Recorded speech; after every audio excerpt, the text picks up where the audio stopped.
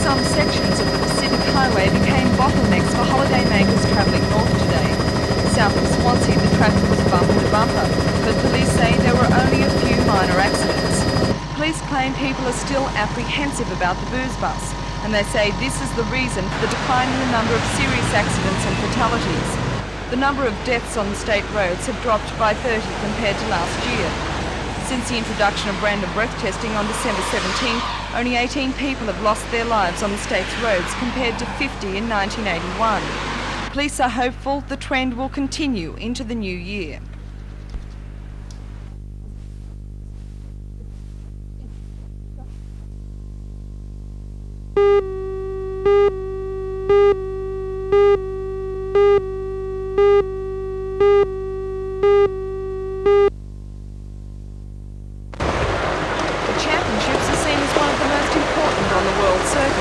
Some 200 windsurfers from all over Australia came to compete, and with more than 9 world champions on hand, they had their work cut out for them. The current world triangle champion, Giles Calvet, was sponsored by Coca-Cola bottlers to compete in the Australasian event. Maybe. He is also an expert freestyle windsurfer, and as he explains, it isn't as easy as it looks. Yeah, a lot of training, more maybe than triangle racing, because you must know really good, really well, with the weather condition, the wind condition, what will you do when you're competing? Only 30 of today's 200 competitors were women. Professional American windsurfer Rhonda Smith puts the small numbers down to quite a few women feeling intimidated by the sport. It looks a little intimidating probably, people outboard too. It looks like it might take a lot of strength, and it really doesn't take a lot of strength as much as it might endurance and just the first step of getting out there. And I think just being a little intimidated, and once they make that first step, the numbers will increase rapidly. Sailboarding used to be included in the 1984 Los Angeles Olympic Games, but as the 1982 World Windsurfer champ, Bruce Wiley explains, it is yet to be decided which class of sailboards are to be in the Games.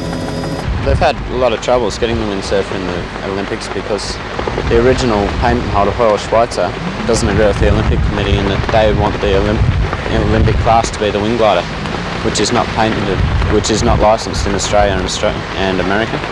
So he wants his windsurfer in the Olympics. The first event in the regatta was the grueling 40-kilometre marathon race. It was a Le Mans start, but it seemed one of the hardest tasks was to get the windsurfer in motion. Some people had to pull out before the race had begun, but for those who persevered, the conditions were perfect.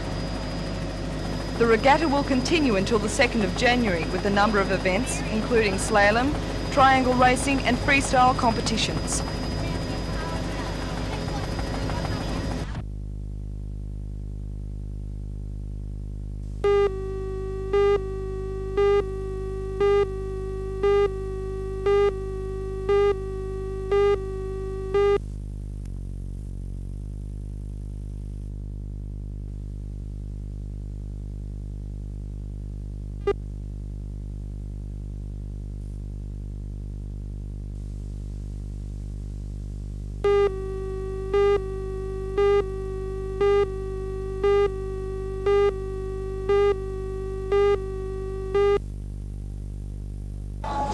The East German-born Bülow left a record 114.5 metres for his first jump and followed that with a 114-metre jump for an overall 264.9 point score.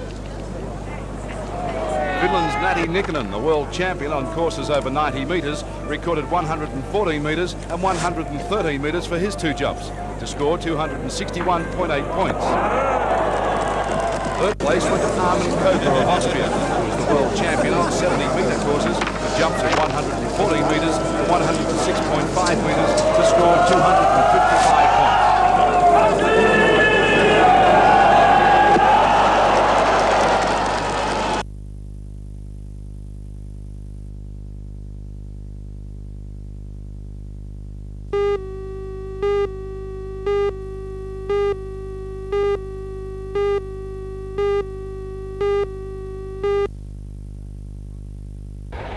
Today was the final chapter in the slow death of the Newcastle abattoir. Although several buildings will now be used by meat wholesalers, the killing and processing of meat has ended. In the short term, the displaced meat workers have elected to take an offer of employment with the Kern Corporation, the company which will redevelop the abattoir site. The 80 men have no other alternatives. We have to accept the offer of employment because the situation in Newcastle, there's just no other jobs. How long will that employment last? It's been guaranteed a minimum of 6 months, and then if there was any work after that, they said they would keep us on who they could. Are you still hopeful that they'll be re-employed in your own meatworks? Yes, we're all in the company. It won't be re-employed, we're in the company, we'll be as owners. So everyone that worked here as a member of the company will be working for the company in the new meatworks, if it goes ahead. That plan, however, hinges on the transfer of the abattoir licence to a new site. So far, the government has given notification that it will do this.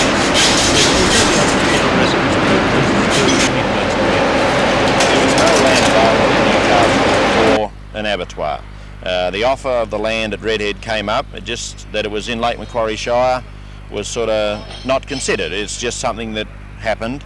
And if it's in Lake Macquarie Shire and they accept us, well, it's very good. It doesn't matter as being outside of Newcastle.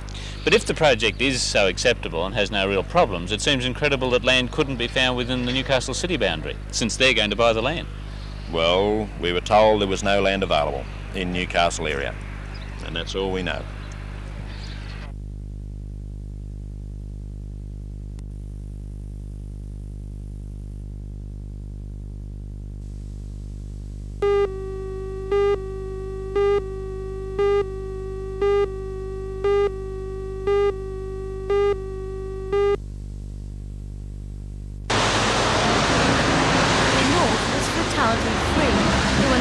Minor accidents in the region yesterday, and only one resulted in injury. Many people, it seems, didn't drive, and those that did didn't drink. Police carried out 400 arrests, but only one person has been charged with driving over the legal blood alcohol in 0.05. From past experience, the Newcastle Police Rescue Squad was prepared for the worst on New Year's Eve. Normally, the squad is rushed off its feet, releasing accident victims from badly crushed vehicles. But this year it didn't receive a single call. Sergeant Peter Ansforth is pleased with the effect random breath testing is having on the road toll. It's what we've been looking for since we started in 1977. We've asked people to use common sense and be part of the system, but looks like there's no legislation that had to come along to do it. It's been an excellent night. New Year's Eve traditionally one of your busiest is nights. Apparently reducing Well, not so much more New Year's than Eve, the but the number Christmas of car period. smashes. Police say since its introduction on December 17th, the number of cars stolen in New South Wales each week has dropped by more than 100. In fact, in the Newcastle region, not one theft has been reported since December 26th.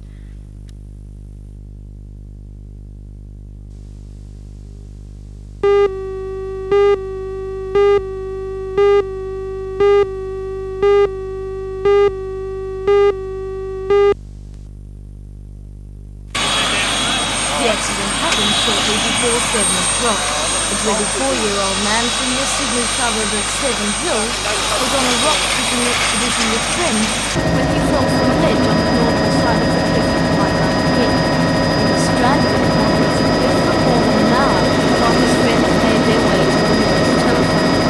At about 5 o'clock, paramedics arrived and the rescue was performed. The injured man was rushed to a nearby beach where he was treated for severe shock before being transported to the Royal Newcastle Hospital. He had fractures to the legs, ankle and foot and a suspected fracture to the pelvis. Late today, his condition was described as satisfactory. In the early hours of the morning, the Westpac helicopter brought the man into Newcastle following an all-night ordeal at sea.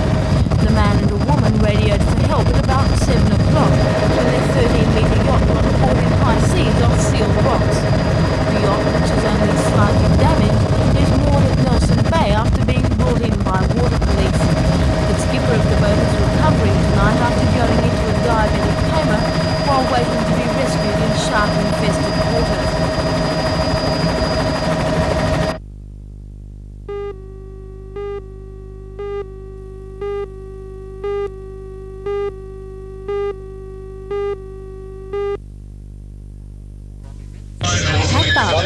couldn't put up with retirement.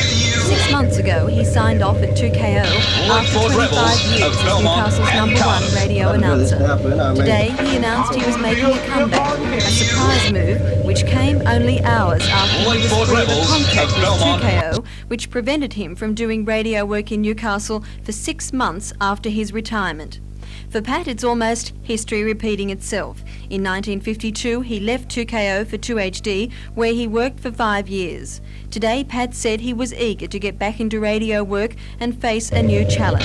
But will he make it to the top again? I don't think I have to leave it now. I think I've proved it. And I don't expect to get #1, but I'll be in there trying. How do you think you'll go? I'm quite confident. Why 2HD, Pat? Well, they're doing things that sort of fit in with what I would like to do. You know, they're middle of the road. They're playing the type of music that it's really associated with my whole history. You know, golds and things like that. And the sound to me is good, and they're doing something. 2HD's new lineup with Pat in the breakfast chair starts on January the 10th. That husky voice may be just the thing to help boost the station's ratings.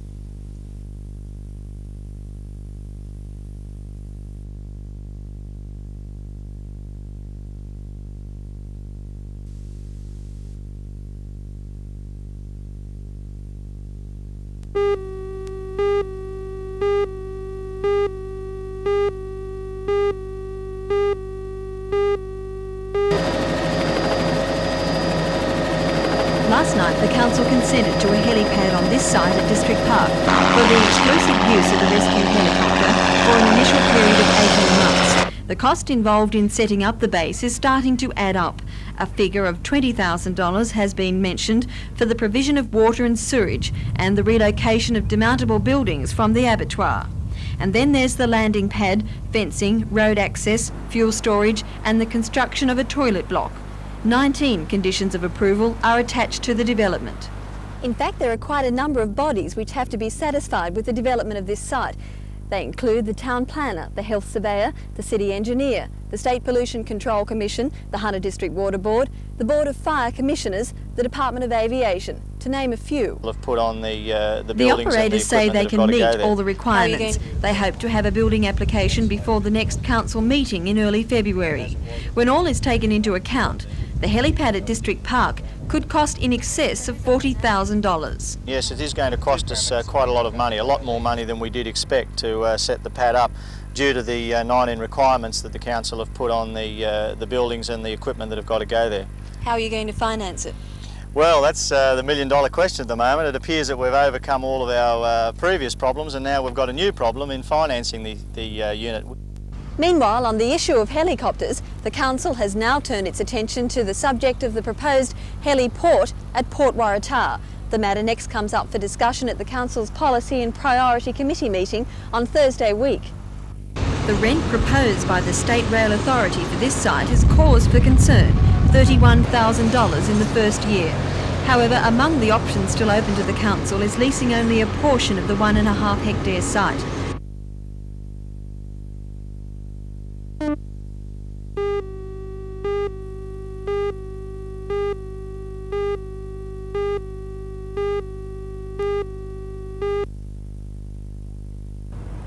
Many of the charges have almost doubled. It will now cost $20 for an inspection and plans for new or altered sewerage services.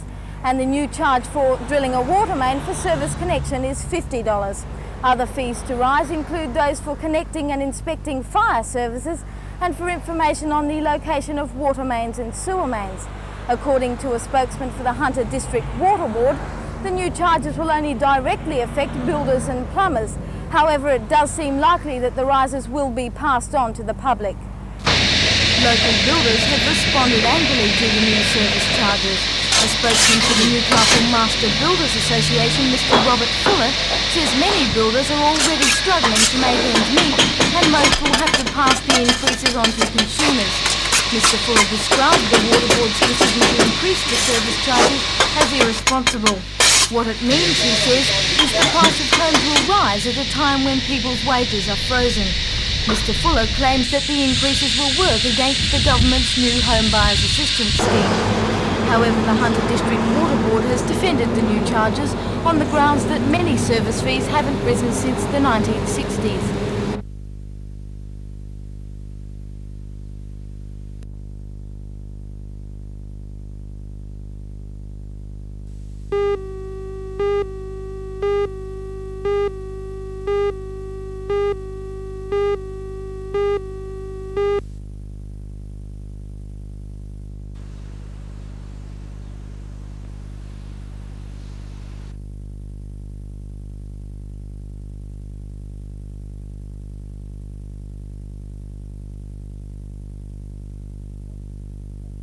What has in fact happened, that the Minister and the Commissioner has given a direction that $8 million worth of the $9.8 million left for overtime this year is to be split up between the local districts so that they can have the ongoing overtime and the shift allowances, so that people have no fear whatsoever that they will be underprotected. I'll be the first person to say if that occurs, with my background previously. Now, what will happen, in fact, in the review, that Newcastle has ended up back where it about was, and that an amount of money, which will be locally accountable, and rightly so, the local superintendent will be able to deploy his men in the way that he sees fit, both on ordinary and on overtime shifts and on shift allowances. The other 1.8 million will be left in Sydney, naturally, for extraneous matters such as disasters, searches, if we have more troubles in the jails, and I hope we don't, and that type of thing that no one could allow for. And that was the whole intention of it, and the accountability of regional superintendents or local superintendents, as has been foreshadowed since the beginning of last year, and at the police conference in May. It was reconfirmed by the Commissioner and by the Minister for Police that there would be local autonomy, and part of it would be the day-to-day basis of controlling the money.